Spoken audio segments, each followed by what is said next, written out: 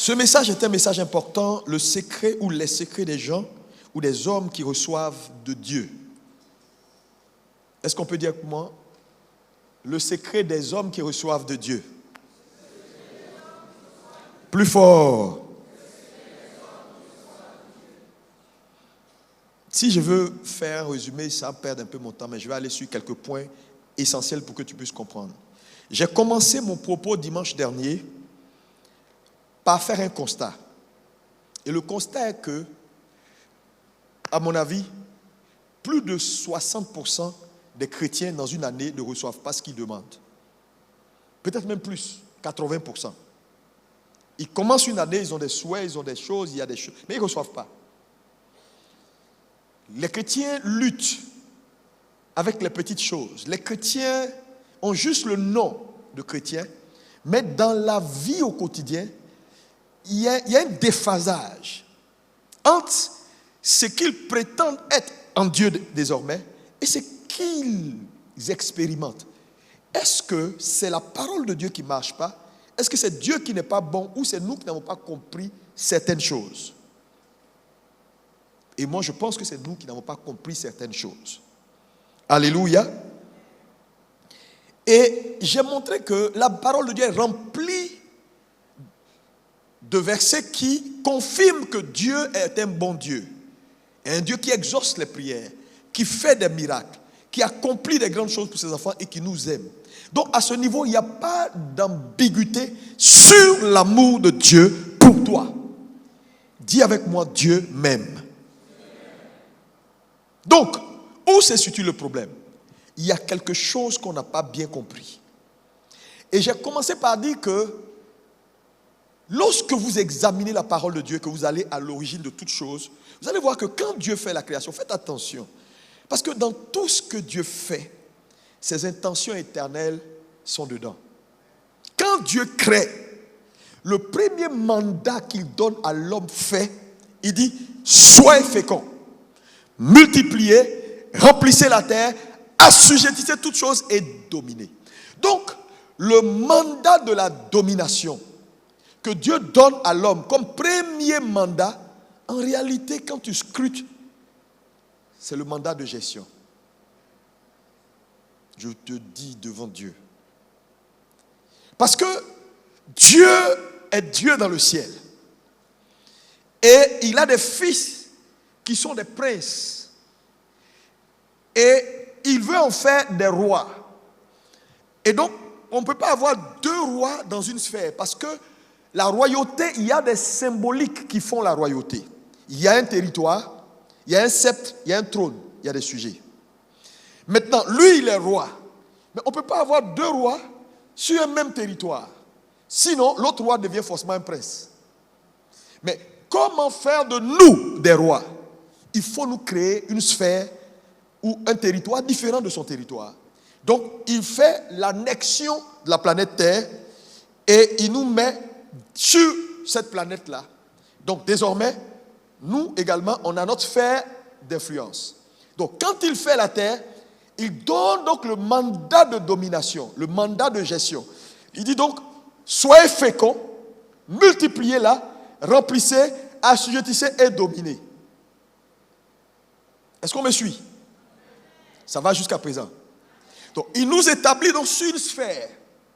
Mais en réalité, cette sphère sur laquelle Dieu nous établit, ce n'est pas juste pour venir là, pour parler en langue et puis dire, je suis pasteur, je suis apôtre. Non.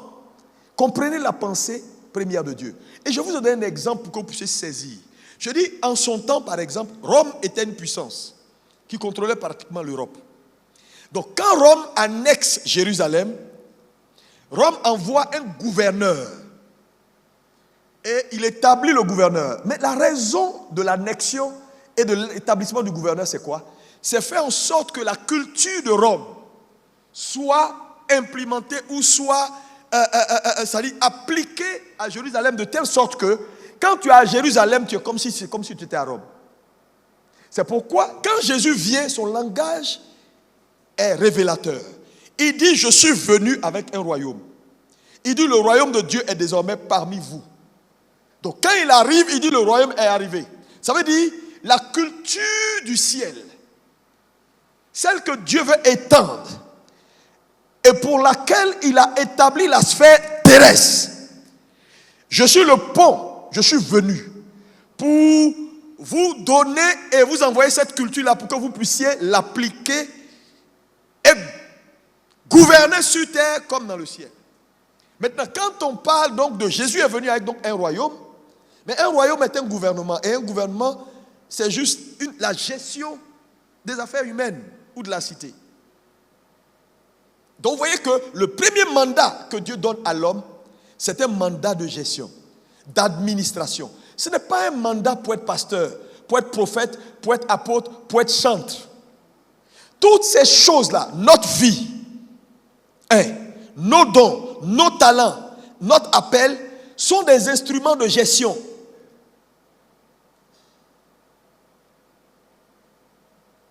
Maintenant, quand tu ne comprends pas ça, tu vas croire que oui, je suis un apôtre. Mais apôtre par rapport à quoi? Je suis un chantre. Chante par rapport à quoi? Dieu veut gérer les affaires des hommes. Le psaume 116, verset 15, qu'est-ce qu'il dit? Qu'est-ce qu'il dit? Oui, il dit les cieux sont les cieux de l'Éternel. Mais il a donné quoi? La terre aux fils des hommes. Donc, il nous a donné la terre. Pour faire quoi? Pour gérer, pour administrer, pour faire en sorte que, comme Jésus l'a dit dans la prière qu'il nous a enseignée, que ta volonté soit faite sur la terre comme elle est. Dis ça plus fort. Voilà ton premier mandat. Fais en sorte que la volonté de Dieu soit faite sur terre comme elle est dans le ciel. Mais cela ne se fait pas. Le mandat de la domination ne se fait pas par prophétie. Elle se fait par gestion. Tu sais, si tu as compris ça, tu as tout compris dans le christianisme. Tu as compris l'intention de Dieu. Tu as compris pourquoi Dieu nous aime, pourquoi Jésus est venu, pourquoi il est mort, pourquoi il est ressuscité, pourquoi il a fait de nous des rois. Lève la main droite, dis je suis un gestionnaire.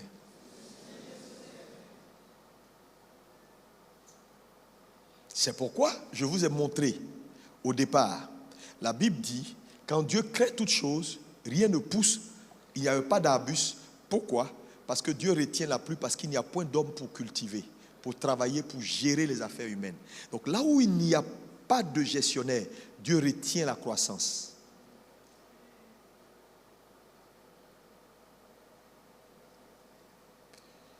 C'est pourquoi la façon dont vous êtes en train de faire là, faites bien haut.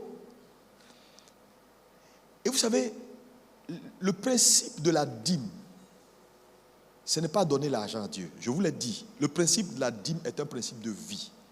En réalité, quand Dieu établit la dîme, Dieu est en train de dire aux hommes, je suis le propriétaire de tout.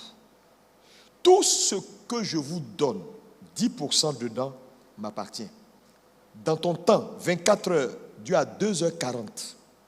Si tu utilises c'est-à-dire toi ton heure, et tu utilises les 2h40 de Dieu pour faire quelque chose, tu es mauvais gestionnaire du temps que Dieu t'a donné.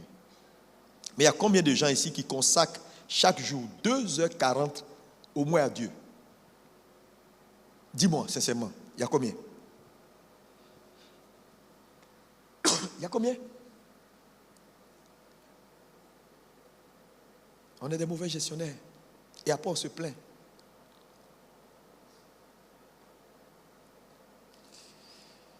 Ah, Saint-Esprit, ta grâce.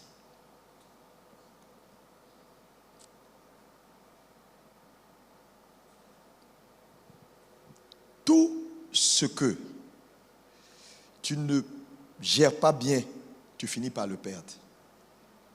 Parce que dans Luc 16, Jésus parle de l'économe infidèle. Et Jésus revient et Jésus dit, je vais te retirer tout parce que tu as mal géré. Un homme perd tout ce qu'il n'arrive pas à gérer.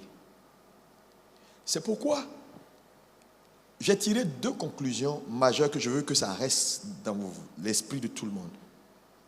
J'ai dit donner la dîme, ce n'est pas donner l'argent à Dieu. La dîme est une école de gestion. Parce que si tu n'es pas fidèle à 10%, Dieu ne pourra jamais te faire confiance avec 90%. Donc il y a des choses que Dieu nous demande là. Il n'en a pas besoin. Il est en train de nous montrer comment on gère la vie. Comment on ne prend pas ce qui t'appartient. Ça dit ce qui t'appartient, tu ne touches pas. Même quand il n'y a personne. Comment ce qui doit t'appartenir est caché dans ce qui appartient à quelqu'un d'autre. Parce qu'en réalité, si tu ne gères pas ce qui appartient à quelqu'un comme si ça t'appartient, tu n'auras pas ce qui t'appartient. Parce que c'est en prenant la chose de quelqu'un comme pour toi que tu reçois pour toi. Alors que la ruse, c'est de dire, ce n'est pas mon ministère, ce n'est pas pour moi. J'attends pour moi. Tu n'auras jamais pour toi. Les grands hommes qui ont réussi, quand vous prenez Benny Hinn, il a servi Kathleen Kuhlman de toute sa vie et tout son cœur. Quand vous prenez même Josué, quand Moïse, Dieu a constaté que Moïse n'avait pas d'héritier parce qu'il n'a pas qualifié ses enfants. Frère, c'est une affaire de qualification, ce n'est pas une affaire de même nom, même sang. Il est allé vers Josué. Parce que Josué a servi Moïse. Et a pris les affaires de Moïse comme ses affaires. Donc quand tu prends les affaires de quelqu'un comme tes affaires, tu es en train de te qualifier pour être son successeur.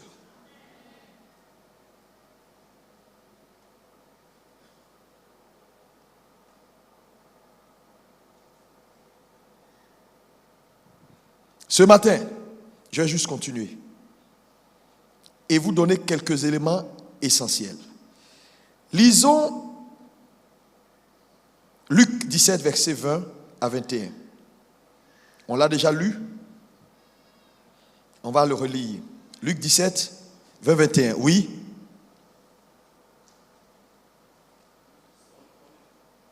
On ne dira point, il est ici, ou il est là. Car voici, le royaume de Dieu est au milieu de vous. Et il dit aux disciples, des jours viendront où vous désirez voir l'un des jours du Fils de l'homme. Et vous ne le verrez point.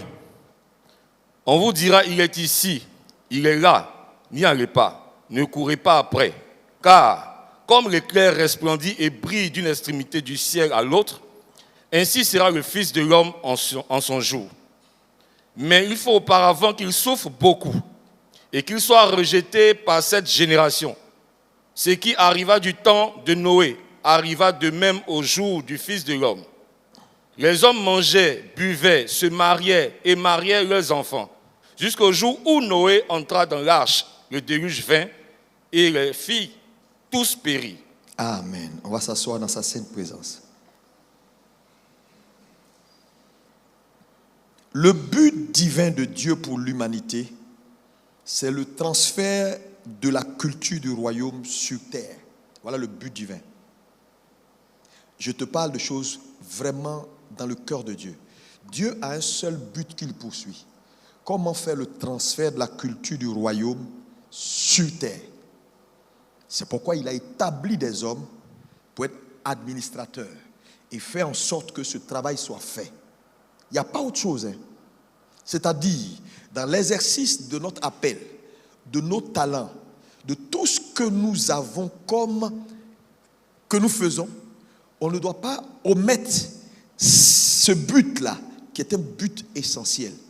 Qu'importe ce que tu fais, tu travailles à la police, tu travailles où, tu es directeur général d'une entreprise, n'oublie jamais que même ta position de directeur là doit participer à faire une seule chose. C'est-à-dire, tu travailles pour la structure, mais en même temps, tu es conscient que tu es d'abord là pour qu'une culture prenne place. Est-ce que quelqu'un a compris? Non, non, non. Si on te nomme directeur général, tu sors de là après 10 ans de service et qu'il n'y a pas eu un transfert de la culture du royaume dans l'environnement où tu as opéré, tu as échoué. Dieu va te demander des comptes. Tu as été un mauvais gestionnaire. Hey! C'est pourquoi tous les prétextes sont bons pour annoncer le royaume.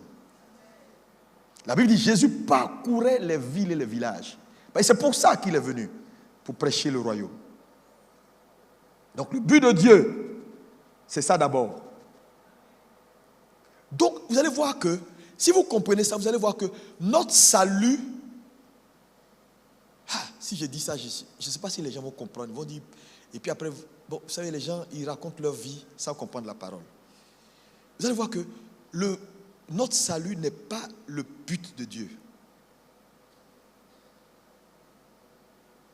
C'est le moyen pour atteindre le but. Je ne sais pas. Hein? Ça va, non? Vous comprenez? Non, mais il faut comprendre. Parce qu'il nous sauve parce qu'il a un objectif. C'est le but principal. Mais il a besoin de nous sauver pour qu'on puisse faire le travail et atteindre l'objectif là. Donc, parce que si le salut était que le but, on dit tu es sauvé, c'est fini. Mais il allait nous prendre pour aller au ciel directement. Mais il nous laisse pourquoi? Parce que ce n'est pas d'abord le salut. Le salut est le moyen qu'il va utiliser pour nous aider à faire le travail efficacement.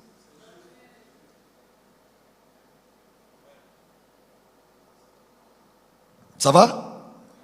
Donc Dieu nous destine, il faut noter ça, à établir sur terre le mandat de la domination par la bonne gestion de tout ce qu'il nous a confié. Et vous savez, il n'y a pas d'administration sans travail. Dis ça à ton voisin. C'est pourquoi quand il met Adam dans le jardin, il insiste sur cultive et garde le jardin. Administre le jardin. Fais quelque chose. Et ça, c'est quelque chose on ne peut pas m'enlever ça de la tête. Tout leader qui favorise la culture du miraculeux au détriment de la culture du travail est en train de faire fausse route. Parce que Jésus lui-même nous a dit le miracle, c'est bon, mais c'est pour des cas d'urgence. Ça veut dire, un homme peut réussir sa vie sans miracle.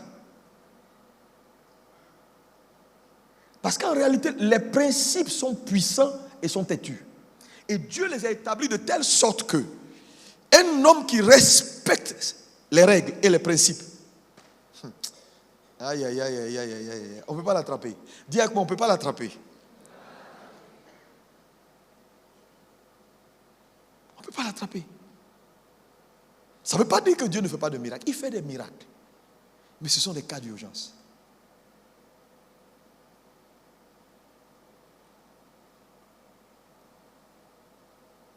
C'est pourquoi tous ceux qui poursuivent, oui, Oriamak, Okaba, miracle, miracle, oh miracle, miracle, miracle, que Dieu agisse, que Dieu intervienne, que Dieu. Souvent, il y a des choses, tu n'as même pas besoin que Dieu. Il a donné la connaissance et la sagesse à certaines personnes de faire la chose. Il faut juste les trouver. Il faut juste connecter avec eux. Il y a des choses que tu vas avoir, que quelqu'un va chercher par miracle. Toi, c'est par ta soumission que tu l'auras. Par ta capacité à savoir honorer. Tu vas prendre certaines grâces que quelqu'un va prier 100 ans pour dire au Seigneur, fais en sorte qu'il me bénisse. Quand il va entrer, qu'il me regarde. Il ne va pas te regarder. Mais à quelqu'un d'autre, par sa capacité à savoir honorer, va tirer le regard. Toi, tu cherches miracle. Lui, il obéit à des principes.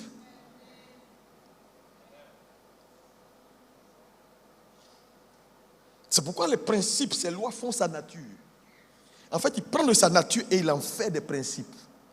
Donc ne crois pas que quand tu obéis aux principes, tu es charnel. Non.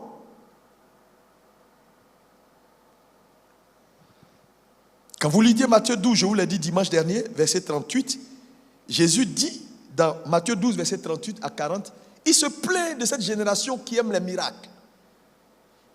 Il dit, les miracles qu'on va vous donner là, c'est pour Jonas là.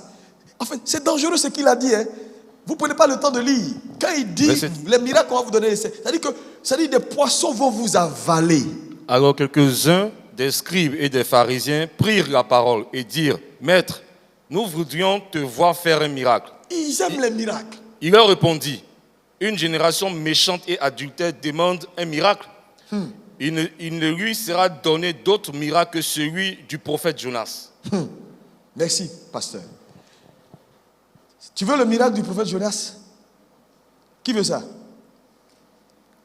Allez, Anzola. Alléluia. Note ceci, c'est important. Tout ce que Dieu vous donne doit grandir et doit avoir plus de valeur pour le bénéfice du Seigneur. C'est ça la gestion. Gérer, c'est tirer le minimum du maximum. Ça veut dire quoi? Il faut bien m'écouter ici. Écoutez, tout le monde me suit? Dis avec moi, gérer, c'est tirer le minimum du maximum. Le maximum du minimum. Dis ça plus fort. Ça veut dire quoi? Ça veut dire, tu vas rester petit jusqu'à ce que tu apprennes la gestion.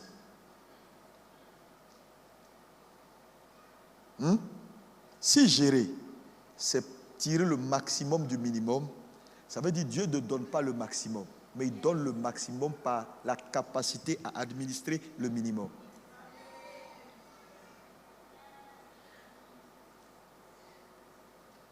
Ça veut dire Dieu est bon. Il dit cultive, bonifie, amplifie. Quand vous voyez un homme qui est petit, il a échoué dans sa capacité de gestion. C'est pourquoi, comprenez la gestion. La gestion est simple. Gérer, c'est administrer quelque chose qui ne t'appartient pas, mais dont tu as la responsabilité de la bonifier pour le compte de celui qui t'a confié. Tout simple comme bonjour. Donc en réalité, notre vie et tout ce que nous faisons sur terre, c'est pour juste faire plaisir à quelqu'un qui nous a tout confié. Donc vous comprenez que si donc gérer, c'est faire plaisir à quelqu'un qui nous a tout confié, aucun homme ne peut plaire à Dieu sans être un bon manager.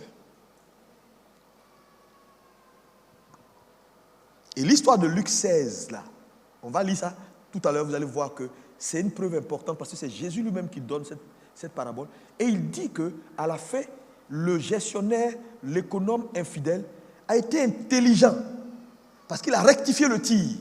Et il va faire un commentaire un peu grave.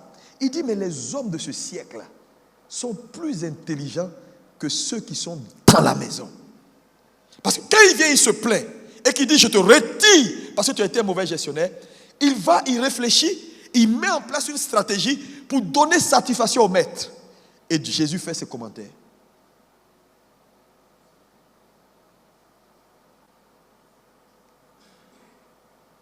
Vous voulez qu'on le lise? Hein? Vas-y à partir du verset 2. Je crois. Verset 2, Luc 16. Il appela et lui dit, qu'est-ce que j'entends dire de toi? Il parle, c'est-à-dire le maître parle au gestionnaire, à l'économe infidèle, oui. Rends compte de ton administration. Il dit, rends compte. Oui. Car tu ne pourras plus administrer mes biens. L'économe dit en lui-même, que ferai-je? Puisque mon maître m'ôte l'administration de ses biens, travailler à la terre, je ne le puis. Mendier, j'en ai honte. Je sais ce que je ferai. Pour qu'il y ait des gens qui me reçoivent dans leur maison quand je serai destitué de mon emploi. Et, faisant venir chacun des débiteurs de son maître, il dit au premier, combien dois-tu à mon maître? 100 mesures d'huile, répondit-il. Il lui dit, prends ton billet, assieds-toi, vite, et écris 50. Il dit ensuite à un autre, et toi, combien dois-tu?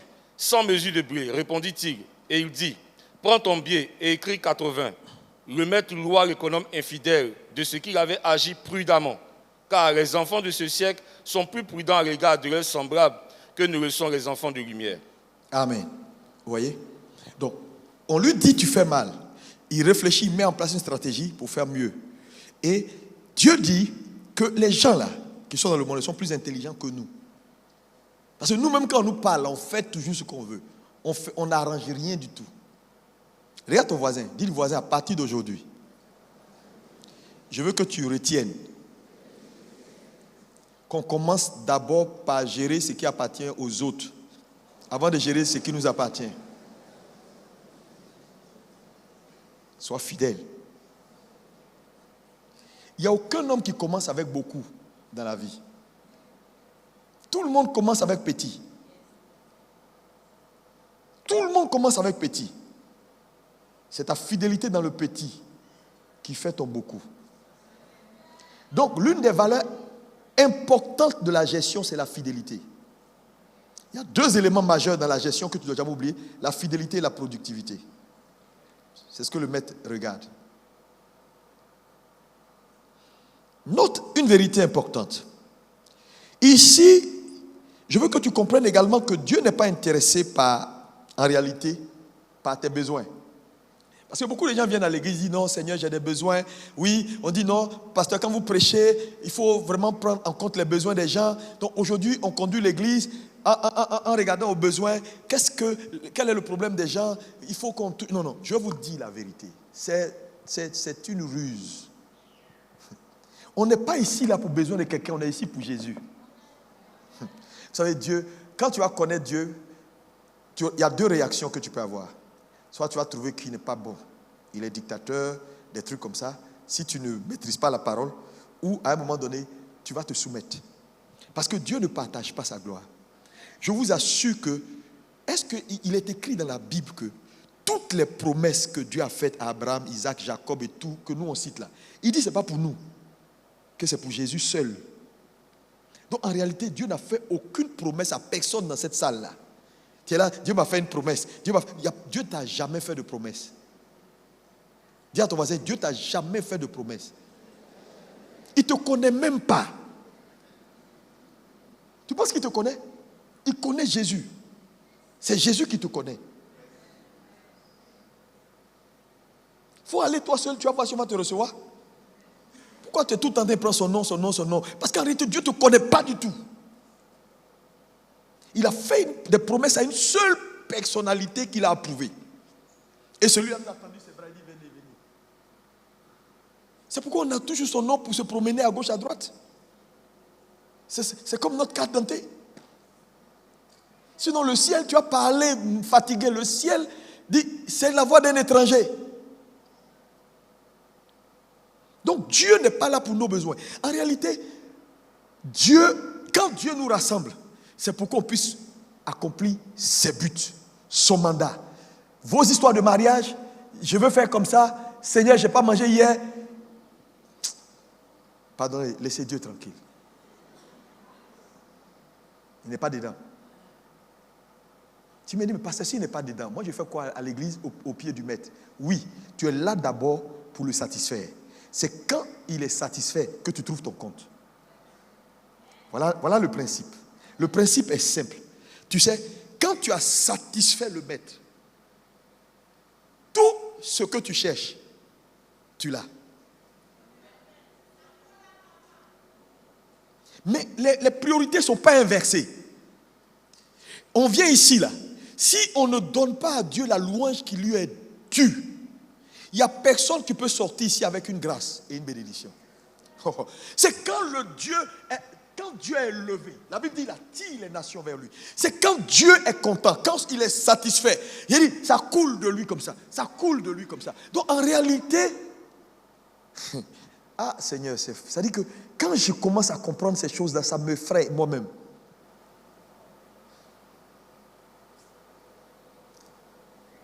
Alléluia. Quand vous venez ici, là, oubliez vos soucis. Commencez à dire, Seigneur, tu es le plus grand.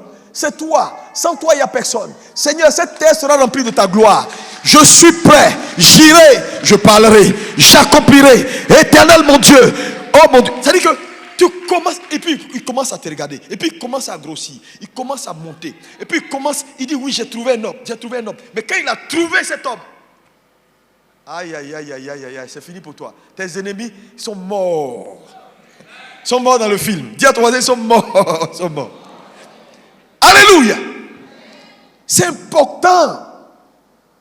Dieu n'est pas là d'abord parce que les gens viennent à l'église. Ils s'assoient dimanche. La première chose, Seigneur, tu as vu, il faut que tu fasses ça. Si tu ne fais pas, tu as vu la maladie là, c'est compliqué. Si tu ne fais pas, maintenant, Dieu gagne quoi dans tout ça? Zéro. Ses plans, zéro. Les gens sont dans sa maison en train d'être des pécheurs et mourir. Et lui, il s'en fout. Comment étendre le royaume? Comment implémenter la culture du ciel sur terre? Ce n'est pas son problème. Lui, Dieu n'a qu'à faire pour lui. Dieu ne travaille pas comme ça. C'est pourquoi beaucoup de gens ne reçoivent pas de Dieu. Ce matin, je suis venu te dire, change ta façon de t'approcher de Dieu. Satisfais son cœur. Quand il est content, tu seras content. Quand il est béni, tu seras béni.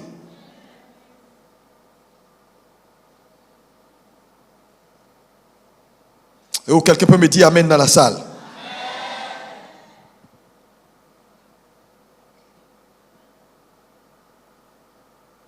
Le psaume 37, verset 4 dit ceci. Fais de l'Éternel tes délices et il te donnera ce que ton cœur... Est-ce qu'on peut répéter? Fais de l'Éternel tes délices et il te donnera ce que ton cœur désire. Ce verset-là, je vous l'ai déjà expliqué il y a très longtemps. Ce n'est pas fait de l'Éternel tes délices. Parce que Dieu, il est déjà doux. Donc si tu le goûtes, il sera délice dans ta bouche. Mais le verset veut dire, sois délice de l'Éternel et il te donnera. C'est sois délice de l'Éternel et il te donnera. Sois délice. Donc quand tu satisfais Dieu, quand Dieu te mange et puis il est content, quand Dieu par ta vie arrive à se mouvoir, tu es devenu délice dans sa bouche. Il n'y a rien que ton cœur désire que tu ne peux pas avoir. C'est ça le problème de l'église contemporaine. Nous cherchons une gloire, nous cherchons une reconnaissance, nous cherchons tout sauf la gloire de Dieu. Nous ne sommes pas prêts à nous effacer pour laisser Dieu. C'est pourquoi tu vas voir des pasteurs faire palabre sur une affiche où ils ne sont pas bien placés. Donc pourquoi tu m'as mis à droite? On ne me voit pas bien, mets-moi à gauche. Diminuez le nom de Jésus. Mettez mon visage en grand.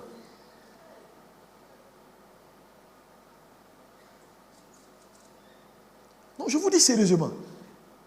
Il faut qu'on s'interroge à un moment donné.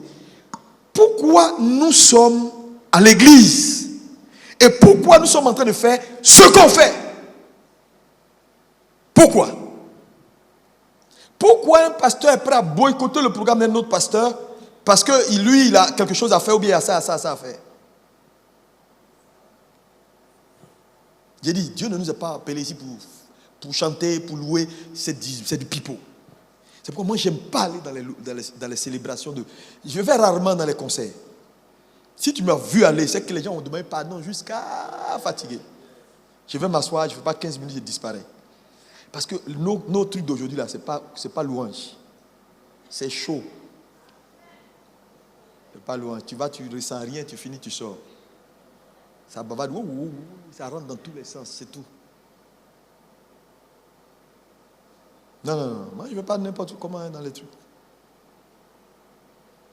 Sois délice. Toi-même, là, tu ne pries pas. Toi-même, là, Dieu ne t'arrive pas. Dieu ne t'a pas encore gagné. Et tu dis, tu loues Dieu. Quel Dieu tu loues? Je vous dis, ça fait, au Tabil, une fois je lui ai demandé, pourquoi tu aimes inviter Bassé? Parce qu'à chaque Greater Works, il invite Bassé. J'ai dit, mais, il dit non. Il dit, Bassé est différent des autres gens qui chantent là. Et je lui ai demandé pourquoi. Il dit, il craint Dieu. Non, sincèrement, il craint Dieu. Moi, je l'ai rencontré, on a parlé. C'est un vrai pasteur. Donc, quand il chante, il ne fait pas du show. C'est son cœur, ça sort de son être. C'est pourquoi ces chants sont pertinents. Il n'est pas dans le show. Cherchez à être délice de l'Éternel. Arrêtons la course au titre. Si on a placé un, on ne t'a pas placé, mais pousse-le. Tant que Jésus est élevé, tu as pour toi. Mais non, mets-moi devant. Non, ce n'est pas une affaire de moi, mets-moi devant. L'Église est en train de prendre la place de Jésus. C'est pourquoi les gens ne reçoivent plus.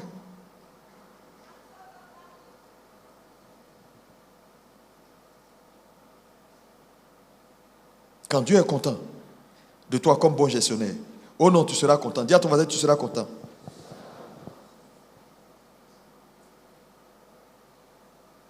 Gérer, c'est tirer le minimum, dans le minimum, le maximum. tirer le maximum du minimum. Ça veut dire, tu ne sais pas gérer, tu n'auras jamais ton maximum. Beaucoup de gens ne comprennent pas vraiment ce que je suis en train de dire. Parce que j'ai vu des gens m'appeler pour dire, mais pasteur, tu veux dire quoi? Donc tu veux dire que si quelqu'un n'a pas encore, cherche quelque chose, il n'a pas encore eu, ça veut dire j'ai mal. Il ne comprend pas en fait. Ça veut dire que s'il prie pour avoir un mari qui n'a pas encore eu, ça veut dire j'ai mal. Non, tu n'as pas bien compris. En fait, il faut étudier la notion de gestion. Il ne faut pas voir ça comme, il faut voir la gestion comme faire plaisir à Dieu, tout simplement. Travailler selon ses standards. Faire les choses selon ses standards pour qu'il soit content. C'est ça, gérer. Tu vas voir qu'en réalité, tout manque est un manque de gestion.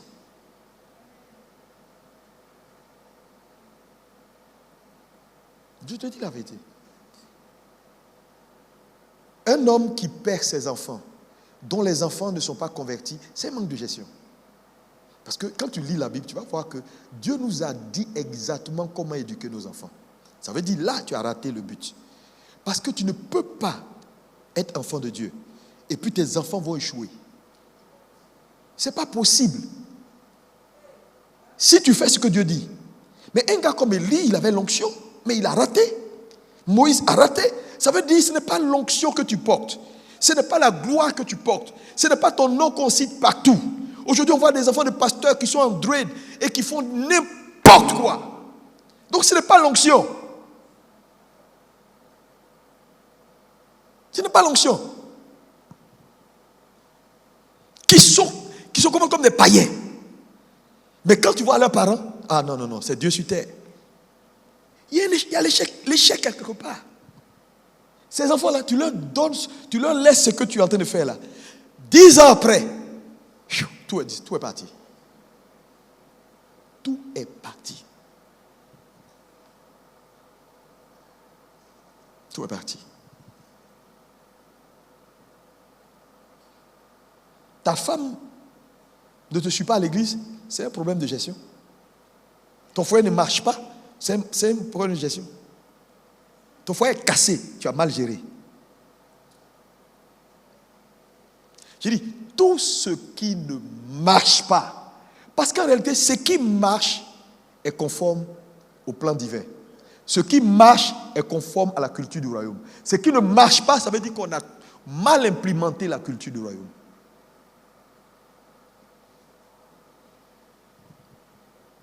Commence à te comporter n'importe comment. C'est une mauvaise gestion de ta personne. Tu tombes malade. C'est une mauvaise gestion de ta personne. C'est une mauvaise gestion. Pourquoi toi tu as ce truc-là?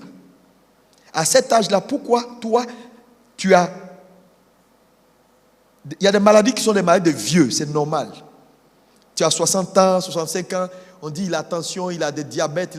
Ok, bon, on dit oui, c'est normal. Mais à 30 ans, tu as raté quelque chose. Non, je te dis. Il faut donner tes théories. Moi, je suis en train de te dire ce que la Bible dit. Dans ta gestion, de toi-même, tu as raté quelque chose. Non, c'est la vérité.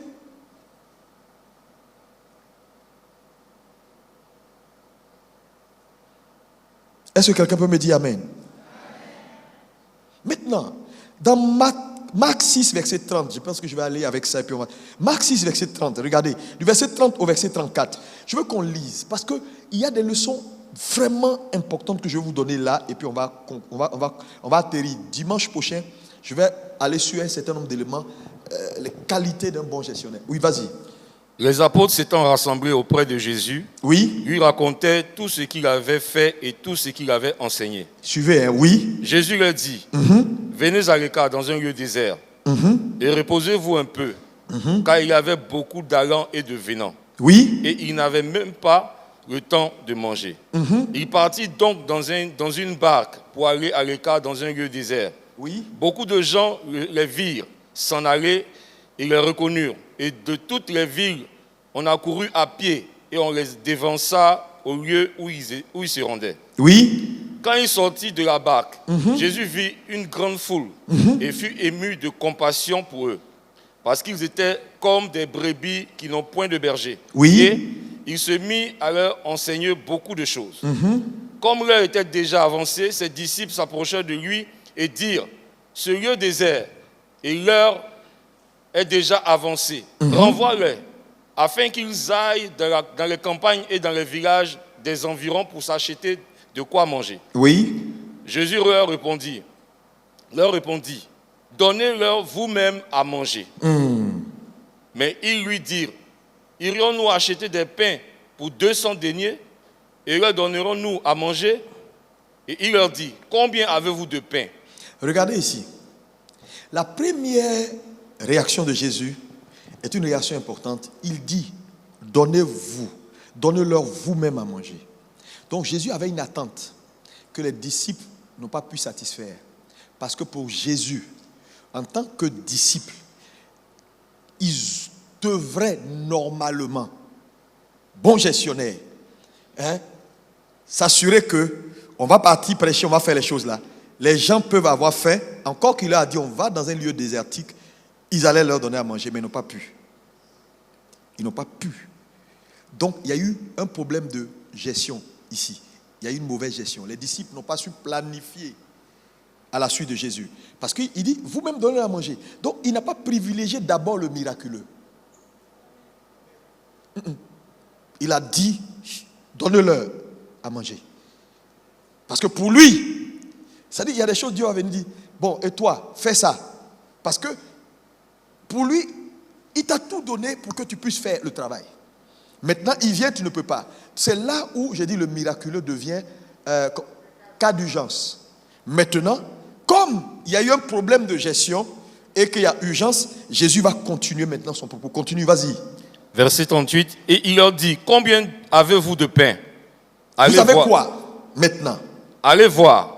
Ils s'en allèrent et répondirent, 5 pains et 2 poissons. Oui. Alors il leur recommanda de les faire tous asseoir par groupe sur l'herbe verte. Oui. Et ils s'assirent par rangées de 100 et de 50. Il prit les 5 pains et les 2 poissons et, levant les yeux vers le ciel, il rendit grâce. Puis il rompit les pains et les donna aux disciples afin qu'ils les distribuassent à la foule. Il partagea aussi les 2 poissons entre tous. Tous mangèrent et furent rassasiés. Et l'on emporta 12 paniers pleins de morceaux de pain et de ce qui restait des poissons. Ceux qui avaient mangé les pains étaient 5000 hommes. Merci. 5000 hommes, donc on peut avoir autour d'un total de 15 000. Quand tu prends femmes, enfants, tu mets tout, c'était plus que ça. Maintenant, regardez ici. Jésus donc leur demande, donnez-leur à manger. Il n'y a pas eu, ils n'ont pas planifié. Ok, il va aller à autre chose.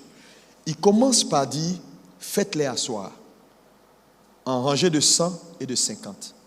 Donc, il va organiser. Tout le monde dit avec moi, organisation. Encore une fois, il dit que même le miraculeux est toujours précédé par l'ordre. Vous savez, il faut sortir de cette façon de croire que Dieu, c'est du cafouillage. J'ai dit non, Dieu n'est pas dans le cafouillage. Regardez comment le monde est réglé. Ça doit vous donner une idée. Que Dieu, vous servez un Dieu qui est précis. Il dit, faites-les asseoir. Donc ici, il parle d'organisation, il parle de management d'organisation et de gestion. Verset 39, verset 40. Ensuite, il dit, donnez-moi les poissons. Quand il dit, donnez-moi les poissons et les pains que vous avez, ici, ça parle de ressources. Ça veut dire que même quand Dieu doit faire un miracle, tu as besoin d'avoir un produit.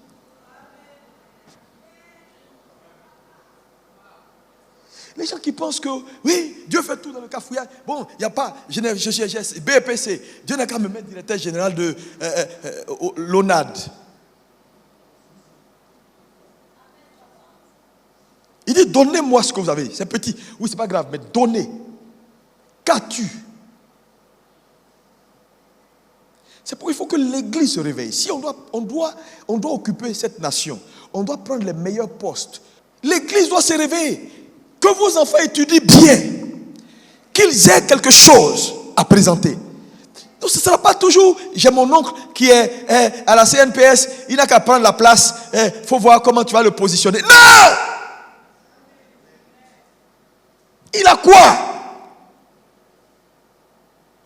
Tu mets quelqu'un quelque part, il n'est même pas capable de faire le travail comme il faut. Les chrétiens, c'est terrible. C'est comme il y a un gars là, on lui a confié un boulot à l'église. Il dit, quand il est venu, il a commencé à parler de lui, il est chrétien, il est diacre dans son église. J'ai dit, oh, ça c'est foutu, c'est foutu. Il a pris l'argent, il a disparu. 3 jours après, il vient, je dis, mais comment toi tu peux prendre l'argent? Il dit, non, j'étais allé, j'avais une réunion de prière, et puis il parle beaucoup. J'ai dit, mais c'est qui ça? Ça c'est chrétien. Il est diacre dans son église, il allait faire prière. Et il veut me dire, non, pasteur, tu sais, et il veut m'impressionner. Il pense que moi, tu vas me dire prière, et puis tout à coup, je suis impressionné. Il dit, oh, tu vas aller prier, tu vas aller prier. Quelle prière? Je dis, toi, tu vas rester pauvre si tu continues comme ça. Il me regarde, il dit, oui, tu vas rester pauvre. Prière, prière, quelle prière? Viens travailler pour donner ta dîme, pour aider ton église à faire les bonnes choses.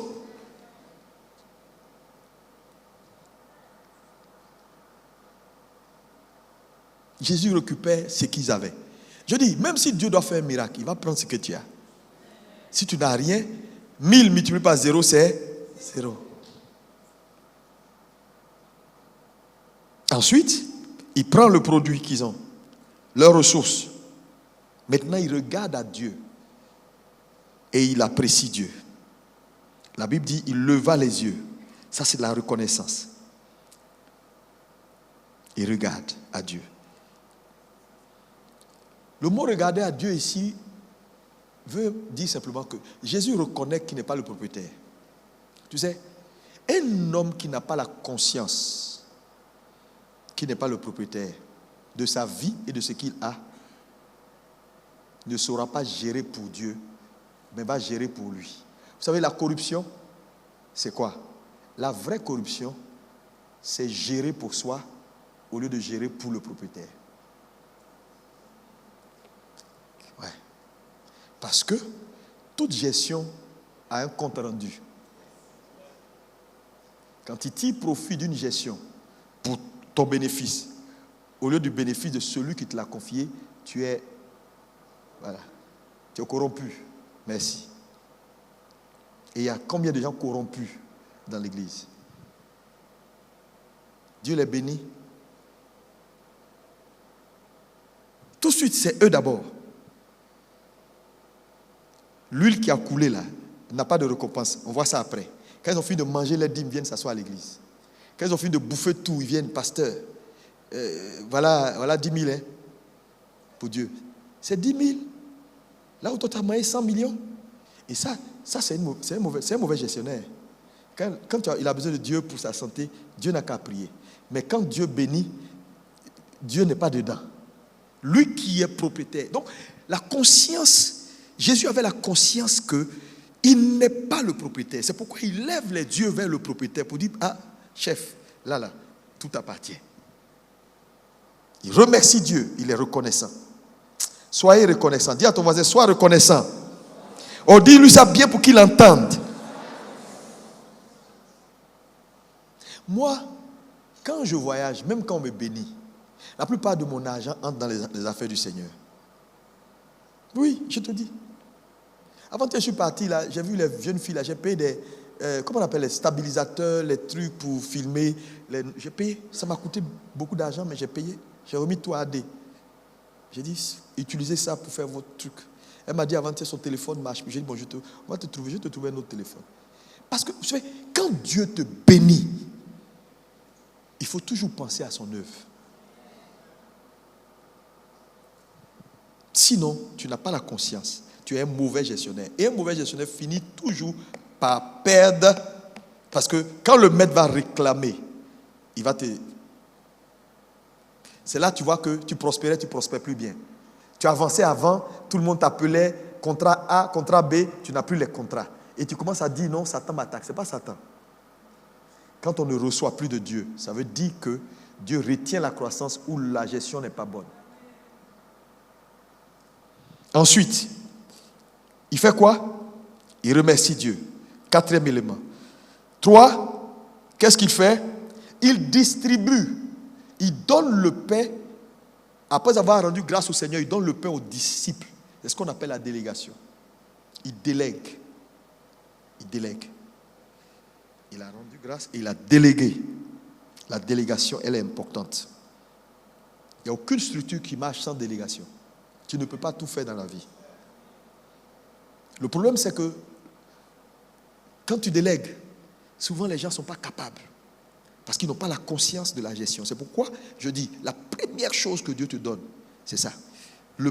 Quand on te donne une tâche, fais ça comme pour toi et assure-toi que ça marche correctement et que tu es en train de préparer la relève. 6. Les disciples distribuent à tout le monde. Tout le monde mange et tout le monde est satisfait. C'est ce qu'on appelle le bon service. Le bon service. Tout le monde a mangé, tout le monde est satisfait. Maintenant, le dernier point, le 7, c'est que Jésus va insister pour qu'on ramasse tout ce qui reste. Pas de gaspillage. La qualité des gestionnaires, vous ne devez jamais oublier que Dieu n'aime pas le gaspillage. Et ça, c'est un point important. Un gaspilleur devient un mauvais gestionnaire. Regardez, 12 000 personnes mangent. À la fin, Jésus insiste que rien ne reste à terre. Mais regardez dans nos églises, on paye des instruments, les gens n'entretiennent pas. 2 mois après, on est obligé d'en repayer. Les micros se cassent. Quand les gens finissent de chanter, ils jettent. Parce que ils s'en foutent. Les gens mangent, ils s'assoient à l'église, mettent les chewing-gums en bas. Ils boivent de l'eau, ils laissent à terre. Ils entrent dans l'église. C'est-à-dire que Jésus dit non, c'est pas bon. Dieu n'aime pas le gaspillage. Quand tu vas dans une réception et que tu te sers plus que ce que tu peux manger, tu es mauvais gestionnaire.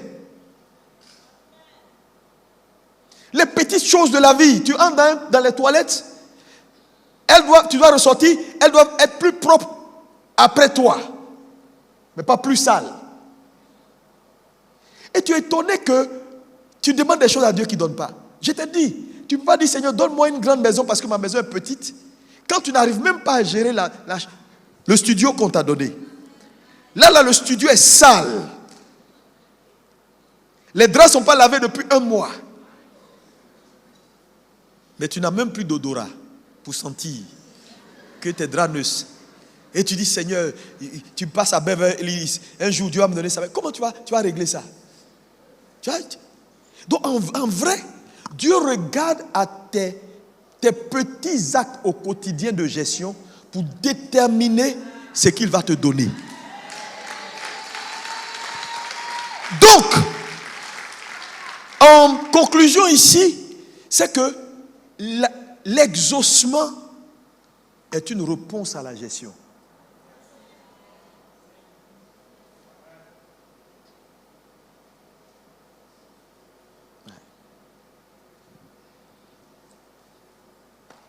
Seigneur, je veux ça. Non, tu sais, ce que tu as là. Mais regarde, quand le maître partage les talents de partie, il dit quelque chose d'important. Qu'est-ce qu'il a dit? On dit, il remet à chacun selon ça. Selon ça. Mais le mot selon sa capacité, là, tu sais, ça veut dire quoi? Donc, en réalité, ce que Dieu en train de te dire, la capacité d'un homme, c'est son habileté à savoir gérer. C'est ce que tu sais gérer qui établit ta capacité. On va te donner 1. Quand on sait que, mon cher, lui là, 2 va le perdre. Il y a des gens ici, tu pries pour la 1 là. Si Dieu te donne la 1, c'est foutu. On est foutu à Abidjan ici. Non, tu ne vas plus venir à l'église. Tu vas commencer à boire champagne. Vous savez, les pauvres, on m'a raconté l'histoire d'un gars comme ça au Nigeria. Il allait jouer l'auto, il a eu l'argent. Dès qu'il a eu l'argent, il a loué le meilleur hôtel sur le toit, c'est-à-dire au dernier, la suite. Il a fait 15 jours dans la suite. Ça, c'est la pauvreté, ça. Les hommes qui ont l'argent, ils réfléchissent.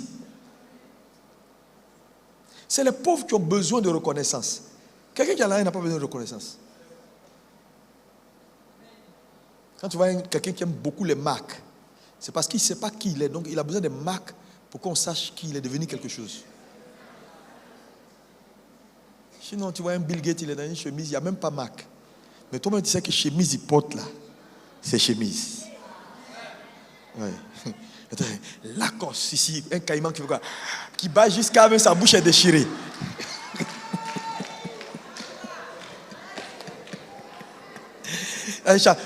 Lacoste chapeau. Ici c'est Tommy. Ici c'est Armani. Mais quand tu regardes, tu sais que il y a Armani et puis Armani. Il y a Armani de Turquie. Mais Armanine. On dit Adibas. Le gars, il a ça. Quand Oli était petit, je lui ai acheté une chaussure. Et puis, ils ont écrit Adibas. J'ai dit, ça c'est Adidas. Il dit, papa, c'est pas Adidas. Il y a 3 traits et demi. Il dit, les enfants, ils savent tout. Il dit, papa, ça là, c'est pas. Mes amis vont se moquer de moi. Il dit, porte-moi ça.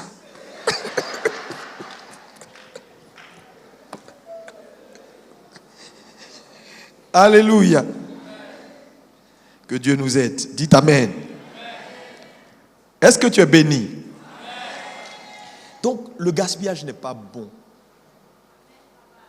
Gérez bien ce que Dieu vous donne. On va dire, oui, il est avare, il n'aime pas. Non, ce n'est pas avarice. Ton placard est rempli d'habits jusqu'à tu ne sais même pas. Il y a des choses qu'il faut enlever. Viens donner à l'église. Partage à des gens. Parce que la place là, Dieu ne remplit pas. Dieu ne fait pas du gaspillage. Il ne va pas remplir là où c'est déjà rempli. Hein.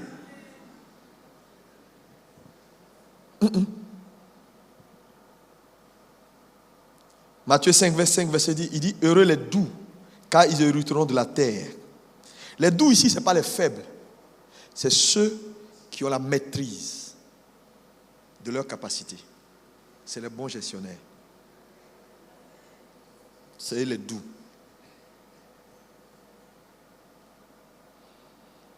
Terminons ce matin. Je te donne quelques éléments qui sont comme des fondements de la gestion. Numéro 1. Je l'ai déjà dit, Dieu est l'unique propriétaire de tout sur terre. Le psaume 24, verset 1. À l'Éternel, la terre et ce qu'elle renferme, le monde et ceux qui l'habitent. Comprendre cette vérité change ton attitude vis-à-vis des ressources que tu possèdes. Quand tu regardes aujourd'hui les chrétiens se comporter, tu peux savoir que peu ont la conscience. Ils ont l'information, mais ils n'ont pas la conscience que Dieu est le véritable propriétaire de tout et qui peut te demander à tout moment ce qu'il t'a donné pour son but. Je vous ai dit, le but ultime, c'est comment faire en sorte que la terre soit comme au ciel, le ciel. Donc, on est de nouveau pour nous donner les équipements nécessaires pour faire accomplir ce but-là. Donc, ce n'est pas la nouvelle naissance le plus important. C'est ce qu'elle te permet de faire. Et donc, si Dieu vous a béni parce que vous êtes devenu enfant de Dieu aujourd'hui, n'oubliez pas que ça ne s'arrête pas à votre « je suis né de nouveau, je chante, je parle en langue, je crie ». Non! Par nous! Regardez le médecin qui est venu nous enseigner hier. Elle a dit, je l'ai rencontré en faculté de médecine. Et c'est là que je lui ai parlé de Jésus et qu'elle a donné sa vie à Jésus. Aujourd'hui, elle est pasteur. Et si je te dis le nombre de pasteurs, de gens que j'ai envoyés dans le royaume, convertis, ta vie sert à quoi? Quand on te regarde, quelle est la culture du royaume? Quel type de gouverneur es-tu? Quand un ambassadeur sur un territoire, la Côte d'Ivoire dit, nous on ne travaille plus avec tel pays, et toi l'ambassadeur, tu dis non, c'est la Côte d'Ivoire qui a dit, mais moi, ce sont mes amis. On te rappelle. Donc ils discutent avec la parole de Dieu. Non.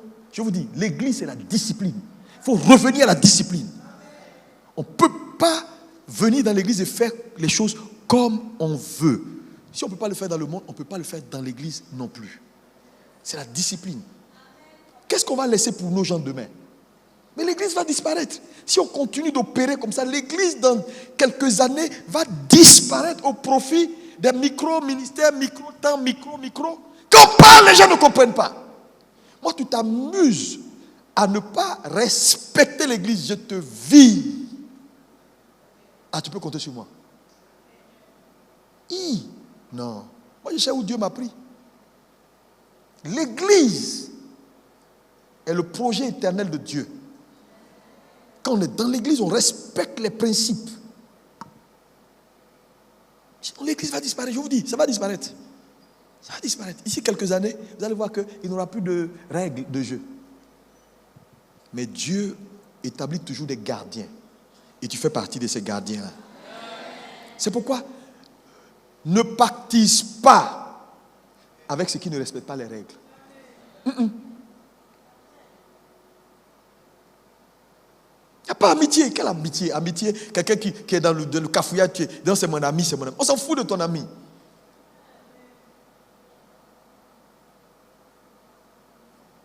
C'est Dieu qui veut profiter de nous. Nous, on ne doit pas profiter de lui. 2. Nous sommes tous des administrateurs. C'est un point qui est essentiel. La Bible dit dans 1 Pierre 4, verset 10. Il dit quoi? Lis-moi ça, c'est important. Je veux que tout le monde comprenne ça. 1 Pierre 4, verset 10. Oui? Verset 10. Oui? Comme de bons dispensateurs de diverses grâces de Dieu, que chacun de vous mette au service des autres le don qu'il a reçu. Il dit comme de bons dispensateurs. Nous sommes des administrateurs, des dispensateurs. Il dit que chacun, ce qu'il a reçu là, qu'il mette au service des autres. C'est-à-dire, en réalité, nous sommes là pour nous servir. Et on est là pour se servir quoi? Se servir les principes. C'est-à-dire, moi, j'ai l'honnêteté de te dire ce qui est la parole, ce qui est la vérité. Je ne peux que c'est la seule chose que je peux te donner qui va t'enrichir. Nous sommes des dispensateurs. Dis que moi, je suis un dispensateur, un gestionnaire. Rien ne m'appartient. Rien. La preuve, regardez les gens qui meurent là. On les enterre, tout reste ici à Abidjan. Quand tu vas dans la tombe là, il n'y a rien qui t'accompagne. Rien. Avant-hier, je regardais une photo, puis j'ai vu une vieille photo de l'un des anciens militaires, là, Ouattao. Il saluait le président Laurent Gbagbo comme ça. Mais c'était en son temps où il était tout puissant. Quand tu le vois, tu savais qu'il était puissant. Ici, pistolet là, pistolet même sur son tibia, tout ça. Et quand j'ai regardé la photo, j'ai dit, la vie, si les gens pouvaient savoir demain, il y a beaucoup de choses qu'on n'allait pas faire. La vie, c'est Dieu qui sait la fin de toutes choses. C'est Dieu. Soyez humbles. Soyez humbles. Servez Dieu. Tout lui appartient, y compris toi. Quand tu comprends que tout lui appartient, y compris toi, le jour où tu pars, il va venir te chercher parce qu'il sait que tu as la conscience que toi-même tu lui appartiens. Il va venir te chercher. Sinon, tu vas rester quelque part. Je te dis, frères et sœurs, ne restons pas bloqués, servons Dieu. Pendant qu'il est jour, la nuit vient, où il sera compliqué.